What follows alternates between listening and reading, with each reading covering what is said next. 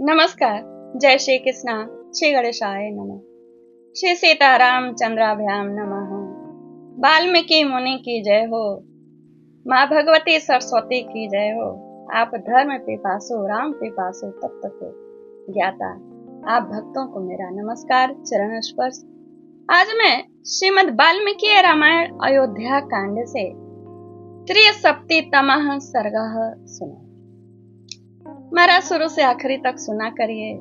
इस सर्ग में विशेष ये है कि कैसे भरत कैकेयी का बात सुन के पिछले सर्ग में उसने बड़े उतावली से सारी बातें कह दी कि मैंने आपके लिए तुम्हारे लिए राज्य मांगा है और राम के लिए वनवास मांगा। तो पिछले ही सर्ग में वे क्रोधित तो हुए, लेकिन इस सर्ग में धिक्कारेंगे। धिक्कारने के साथ साथ सर्ग पूर्ण होते होते एक ऐसी बात कहेंगे कि जिससे कैकेयी की इच्छाओं पर तुषारपात हो जाएगा। और वे क्या बात कहेंगे आप सर्ग में सुनिए। शुरू से आखिरी तक सुना करिए।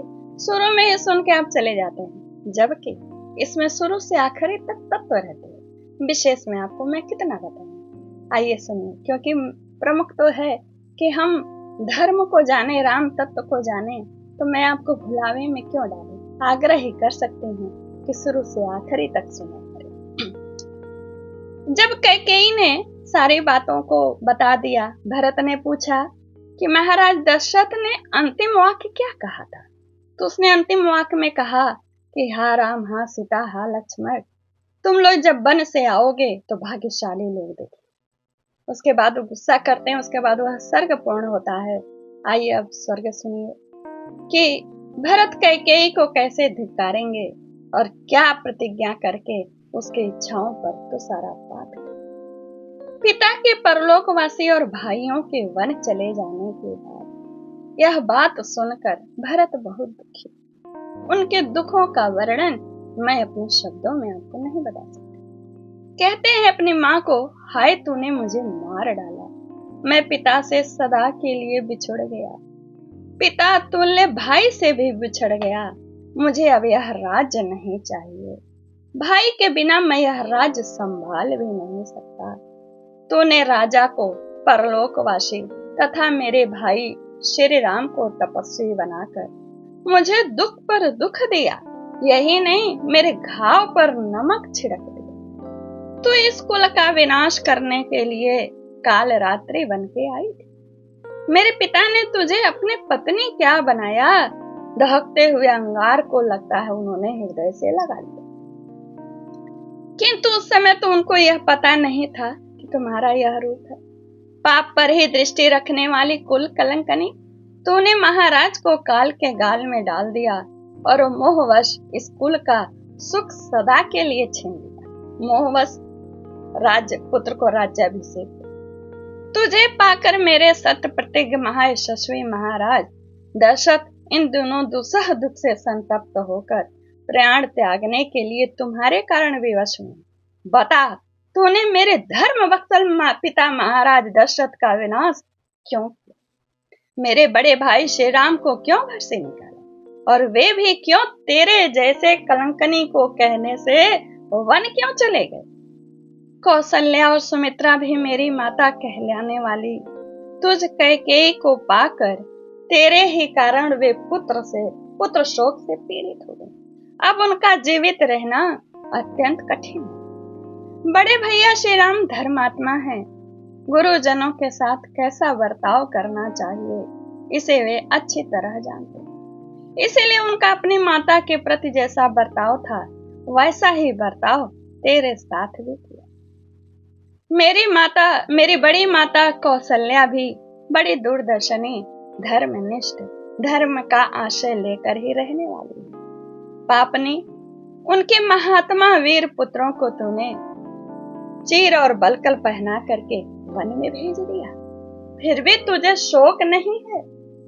श्री राम किसी की बुराई नहीं देखते थे। वे शूरवीर, पवित्र आत्मा और यशस्वी हैं।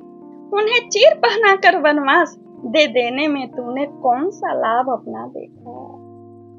तू लोभनी है, मैं समझता हूँ। इसलिए तुझे यह पता नहीं है कि मेरे हृदय में श्री रामचंद्र जी के प्रति कितना प्रेम है। श्री राम जय राम जय जय राम, श्री राम जय राम जय जय राम। ये भरत जी का नाम, भरत जी के हृदय के अभिव्यक्ति। तभी तूने राज्य के लिए महान अनर्थ कर डाला। मैं पुरुष सिंह श्री राम और लक्ष्मण को न देखकर किस शक्ति के प्रभाव से इस राज्य का रक्षा कर सकता हूँ। मैं बलहीन हूँ उन दोनों के बिना।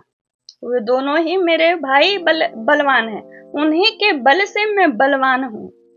मेरे धर्मात्मा पिता महाराज दशरथ भी सदा उन महातेजस्वी बलवान श्री राम के ही आश्रय से यह राज्य का संरक्षण कर रहे थे, और उन्हीं के कारण वे इतने अच्छे से राज्य पर सुशासन करते थे। यह राज्य का भार जिसे किसी महान धुरंधर ने धारण किया था, मैं कैसे किस बल से धारण करूं। जैसे कोई छोटा सा बछड़ा बड़े बड़े बैलों द्वारा ढोए जाने योग्य महान भार को नहीं खींच सकता, उसी प्रकार यह राज्य का महान भार मैं नहीं ढो सकता।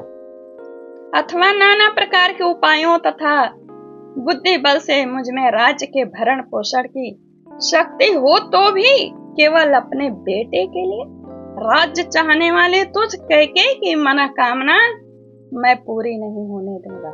मैंने कहा ना, आखिरी सर्ग आखिरी होते होते तो सारा बात ही कर देंगे उसकी इच्छाओं को। कहते हैं, यदि श्री राम तुझे सदा अपनी माता के समान नहीं देखते होते तो मैं तेरी जैसी पापपूर्ण विचार वाली माता का मैं त्याग कर देता। तनिक भी मैं हिचकता नहीं, बस वो तुम्हें मां मानते हैं उस रिश्ते से मैं ये कार्य नहीं कर रहा। उत्तम चरित्र से गिरी हुई पापनी मेरे पूर्वजों ने जिसकी सदा निंदा की, वही कार्य तूने नीच बुद्धि पाप बुद्धि से। तुमको पता नहीं है कि कुल में सबसे बड़ा पुत्र का ही राज्याभिषेक होता है और दूसरे भाई सावधानी के साथ उनका अनुसरण करते हैं। क्रूर स्वभाव वाली कैकेयी, मेरी समझ में तुम राजधर्म पर दृष्टि नहीं रखती है अथवा उसे बिल्कुल नहीं जानती। राजाओं के बर्ताव का जो सनातन स्वरूप है उसका भी तुझे ज्ञान नहीं है। राजकुमारों में जो ज्येष्ठ होता है सदा उसी का राजा के पद पर अभिषेक किया जाता है। सभी राजाओं के यहाँ समान रूप से इस नियम का पालन होता है। इक्ष्वाकु वंशी नरेशों के कुल में भी इसी परंपरा का आदर है, जिनकी एकमात्र धर्म से ही रक्षा होती आई है तथा जो कुलोचित सदाचार के पालन से ही सुशोभित हुए हैं, उनका यह चरित्र विषयक अभियान आज तुझे पाकर तेरे संबंध के कारण दूर हो गया। यानी जो यह नियम है पुत्र प्रथम पुत्र राज्य बने, वह तेरे कारण यह परंपरा नष्ट। महाभागे, तेरा जन्म भी तो महाराज कैकेयी के कुल में हुआ, फिर भी तेरे हृदय में ऐसे पाप बुद्धि आया। अरे तेरा विचार बड़ा ही पाप पूर्ण है, मैं तेरी इच्छा कदापि नहीं पूर्ण होने दूंगा। यही बात मैंने कही। सर्ग पूर्ण होते होते भरत जी तुषारपात करेंगे, कहे तेरी इच्छा मैं बिल्कुल पूर्ण नहीं होने दूंगा। उस विपत्ति, जिस विपत्ति का तूने, जिसके लिए यह विपत्ति का नींव डाली, जो मेरे प्राण तक ले सकती है, यानी राज्याभिषेक के लिए जो यह विपत्ति लाई है, यह विपत्ति मेरे प्राण ले सकती है, यह ले। मैं तेरे अप्रिय करने के लिए ही तुल गया, अब मैं तेरा प्रिय ही करूंगा। मैं वन से जाता हूँ निष्पाप भ्राता श्री राम, जो स्वजनों के प्रिय है मैं लौटा लाऊंगा। तूने वन भेजा, मैं लौटा लाऊंगा। श्री राम को लौटा लाकर उद्दीप्त तेज वाले उन्हीं महापुरुष का दास बनकर स्वस्थ चित्त से मैं जीवन व्यतीत करूंगा। ऐसा कहकर महात्मा भरत शोक से पीड़ित हो पुनः जली कटी बातों से कैकेयी को व्यथित करते हुए उसे जोर जोर से फटकारने लगे, मानो मदराचल के गुहा में बैठा हुआ सिंह गरज रहा। इस तरह महात्मा भरत, धर्मात्मा भरत श्री राम के प्रेम, न्याय प्रिय, उनके चरित्र के बराबर किसी का चरित्र नहीं है श्री राम रामायण में। वे गरज रहे थे, अपनी माता को धिक्कार रहे थे। इस तरह यहाँ पर इत्याशय श्रीमद रामायणे वाल्मीकि आदि काव्य अयोध्या कांड त्रिसप्ततितमः सर्गा यहीं पूर्ण होता है। नमस्कार, जय Shri Krishna. Like comment share जरूर करिए। धन्यवाद।